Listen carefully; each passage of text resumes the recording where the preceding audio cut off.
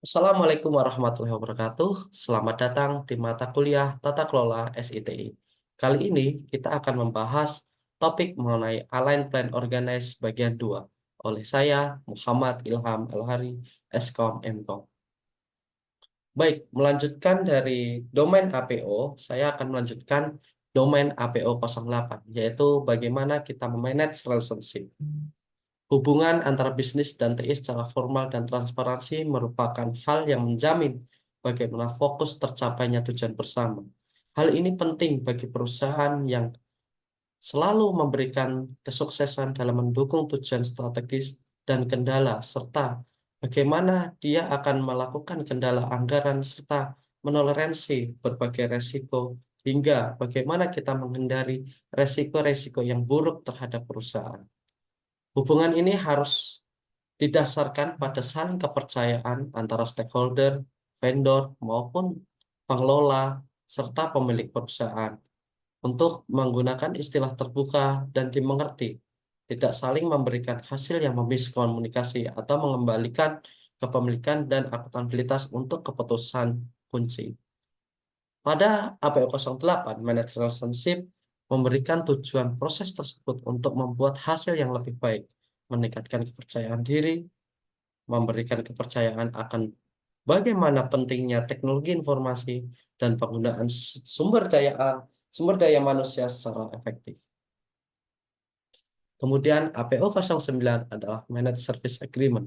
Bagaimana APO 09 ini berfungsi untuk menjamin bagaimana menyelaraskan layanan TI dan tingkat layanannya itu sendiri dengan kebutuhan perusahaan dan harapan, termasuk bagaimana kita mengidentifikasi, melakukan spesifikasi desain, penerbitan, perjanjian, bahkan penentuan layanan TI, tingkat layanan indikator kinerja. Tujuan dari APO 09 bahwa adalah APO untuk memastikan layanan TI di tingkat layanan yang memenuhi kebutuhan perusahaan saat ini dan kebutuhan di masa yang akan mendatang. Kemudian APO 10 adalah Managed Suppliers, memastikan APO dan perusahaan bahwa layanan TI terkait dan disediakan oleh semua jenis pemasok, supplier, kemudian vendor untuk memenuhi persyaratan perusahaan, termasuk memilih bagaimana rantai pasok, supply chain yang baik, manajemen hubungan, manajemen kontrak, dan meninjau serta memantau kinerja pemasok untuk memberikan sebuah pelayanan yang baik, efektivitas, dan kepatuhan terhadap perjanjian yang telah dilakukan antara perusahaan dan suppliers.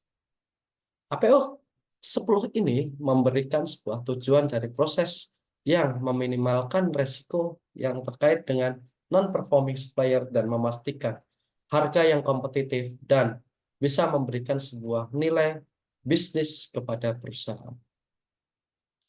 APO 11, Manage Quality, adalah bagaimana kita memberikan sebuah jaminan kontrol terkait dengan perusahaan, memantau dan memberikan sebagai praktik upaya terus-menerus dan memberikan sebagai standarisasi untuk bagaimana kualitas di dalam perusahaan ini akan menjadi lebih baik. Tujuannya adalah memastikan pencapaian solusi dan memastikan kualitas layanan yang konsisten dan memenuhi persyaratan sebagai standar kualitas perusahaan dan memenuhi kebutuhan stakeholder. APO 011 Manage Quality ini merupakan salah satu turunan bagaimana perusahaan harus dikelola sebagai kualitas yang memenuhi standar kualitas itu sendiri, praktik serta prosedur.